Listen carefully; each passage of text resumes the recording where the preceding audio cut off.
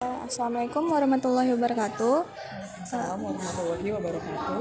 Ya, jadi perkenalkan nama saya Cynthia Sanum dengan NIM 130162352. Saat ini saya sedang ingin mewawancara Bu Alfi untuk kepentingan mata kuliah perkembangan peserta didik. Oke, baik. Saya akan mulai pertanyaannya. Untuk pertanyaan yang pertama, yaitu sebagai seorang pendidik, apakah Bu Alfi ini tahu tentang teori humanisme? Oke, terima kasih untuk pertanyaannya. Untuk teori humanisme dulu pernah dipelajari ketika mata kuliah psikologi pendidikan.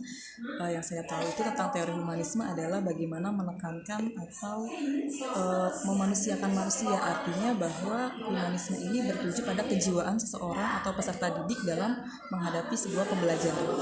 Baik. Saya lanjut pertanyaan kedua.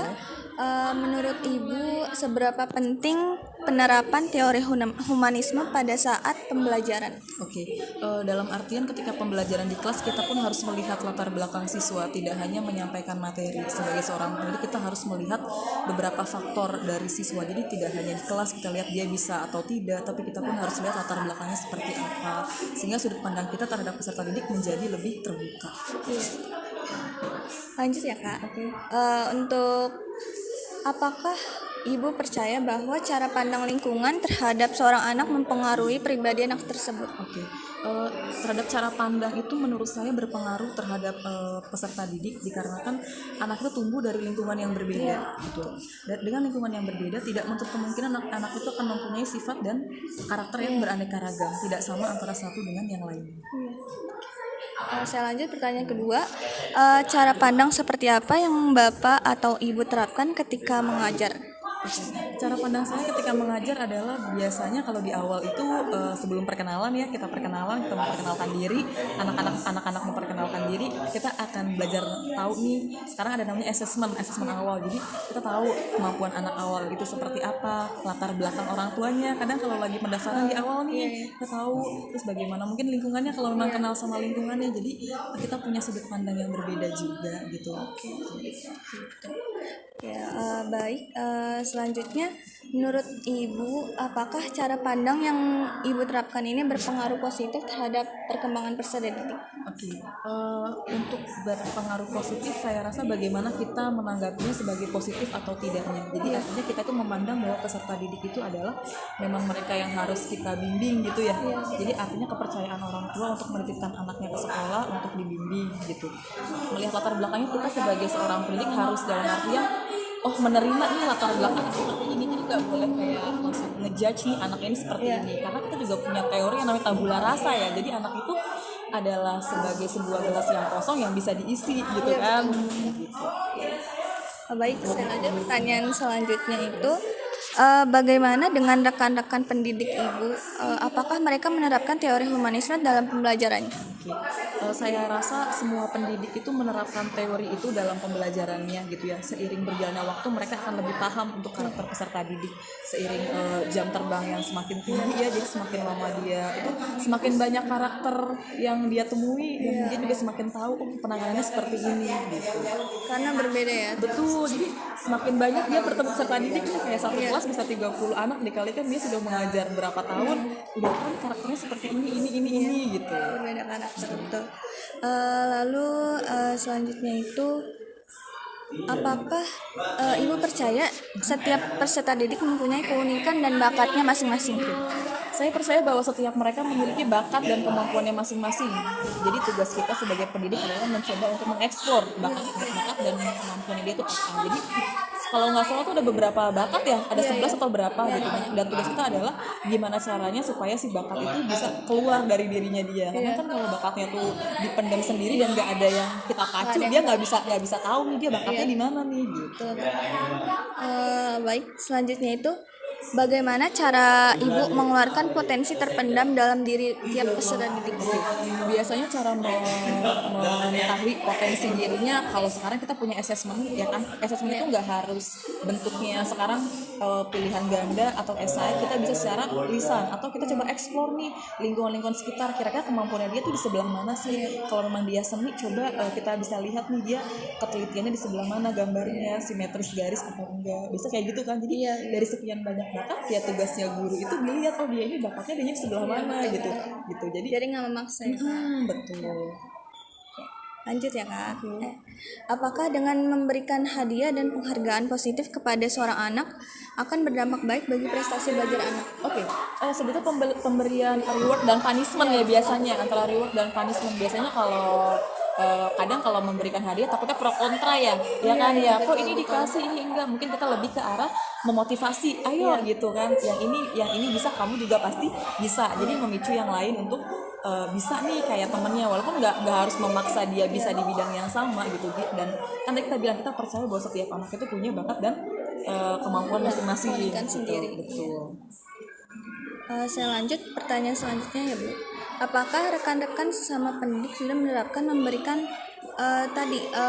reward and punishment kepada tiap anak mereka? Setiap pendidik pasti punya trik dan tipsnya masing-masing ya menghadapi peserta didik yang beraneka ragam, dan saya percaya mereka pun punya reward dan punishmentnya masing-masing, entah rewardnya dalam bentuk bintang kah, kalau biasanya untuk anak-anak ya dikasih bintang-bintang kecil. Kalau sekolah dasar kayak gitu? Iya, bisa kalau kayak gitu. Jadi kalau misalnya dia bisa misalnya jawab pertanyaan ada stiker bintang, dia kita kasih kan suka seneng tuh. Kalau misalnya punishmentnya misalnya coba kita kasih dia tebak-tebakan atau apa gitu. Kadang bentuknya seperti itu. Yang tidak memberatkan. Iya betul, yang tidak memberatkan dan tidak menyakiti fisik ya kalau sekarang betul, ya. betul. Oke, saya lanjut pertanyaan selanjutnya. Apakah semua sarana dan prasarana di sekolah tempat ibu mengajar ini cukup memenuhi standar? Oke, untuk sarana dan prasarana saya rasa cukup memadai ya. Kita tersedia papan tulis. Kalau kita ingin belajar lebih modern kayak nonton video, kita punya Infocus gitu. Jadi saya rasa cukup memadai gitu. Untuk speaker mungkin walaupun jumlahnya dalam artian nggak setiap kelas ya. Ya kan kalau di jenjang dasar kan kayak gitu kan. Tapi kita ada Infocus kalau memang sewaktu-waktu anak ingin nonton video atau apa gitu, video pembelajaran. Iya. Oke, saya lanjut pertanyaan selanjutnya ya, Bu. Apakah sekolah mewadahi pengembangan kompetisi pendidik yang harus mengikuti zaman serta pengembangan peserta didik?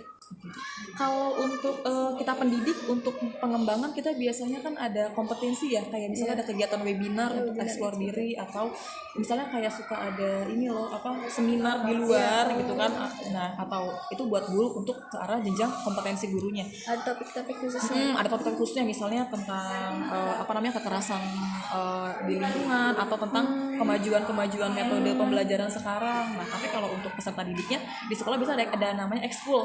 Ya nggak, ekskulnya misalnya ada kesenian kah, marawis kah, atau di bidang olahraga futsal, atau dibentuk lewat pembiasaan kayak misalnya kalau Senin pagi kita upacara dalam rangka menumbuhkan rasa nasionalisme, ya kan. Kalau misalnya kita duha pagi di hari Jumat itu menimbulkan keagamaan, kayak gitu, bisa kayak gitu. Baik. Selanjutnya itu hambatan yang paling utama terjadi pada peserta didik pada saat pembelajaran. Oke, hambatannya itu biasanya kalau saya kan karena pegang kelas 1 ya, jadi awal-awal banget itu biasanya ketika anak-anak masih biasa budaya di rumah, kayak bangun pagi gitu kan, datang ke sekolahnya mungkin ya agak-agak telat, terus atau mungkin mereka itu kan masih bergantung sama orang tua banget nih, kayak misalnya orang tuanya memang lagi kondisinya sakit ya dia nggak bisa sekolah, jadi karena nggak ada yang antar kan, paling trouble-nya itu ntar ayah gitu, hal-hal yang kayak di rumah ada kan yang belum ngapa-ngapain sama sekali, kayak pegang pensil masih kaku misalnya. Nah, itu tugas kita kayak gitu. Kalau kayak karakter gitu, kalau karakter paling anak-anak iseng sama temennya gitu kan, kayak misalnya ada barang temennya suka dipindah-pindahin, terus ada yang nggak mau diisengin sama temennya, itu biasanya tuh karakter anak-anak kelas 1 banget tuh yang kayak gitu. Nggak sih, rewel nggak sih, Kak? Kadang ada yang tapi kayaknya anak sekarang nih beberapa tahun saya pegang udah lebih mandiri sih, kayak mungkin ada yang emang udah cukup sampai di gerbang kita kan mengupayakan gimana caranya. Kalau di awal masuk kan mungkin seminggu pertama masih boleh diantar ya sampai masuk ke dalam ya, tapi nanti seiring ininya coba sampai gerbang aja biar anak juga belajar mandiri. Untuk pertanyaan selanjutnya itu, bagaimana cara Bapak Ibu mengatasi hambatan yang tadi itu? Oke, untuk mengatasi hambatannya kita butuh komunikasi sih antara kita dan rekan kerja di sekolah dan orang tuanya. Iya, betul. Ya, karena kita kan juga butuh bapak ibu coba kita dilatih anaknya misalnya hanya sampai depan gerbang ya gitu kan. Karena kan ada orang tua yang masih kayak belum tega nih, ya kan. Nah itu butuh namanya sosialisasi dan komunikasi, kerjasama, ya komunikasi. Untuk pertanyaan terakhir itu, adakah saran untuk sistem pendidikan di Indonesia? Sistem pendidikan di Indonesia saya rasa kita punya karakter yang sangat beraneka ragam ya. Bahkan mungkin kadang ada seakan kesenjangan ya nggak? Misalnya antar misalnya kita biasa hidup di kota dengan yang di daerah mungkin berbeda gitu kan.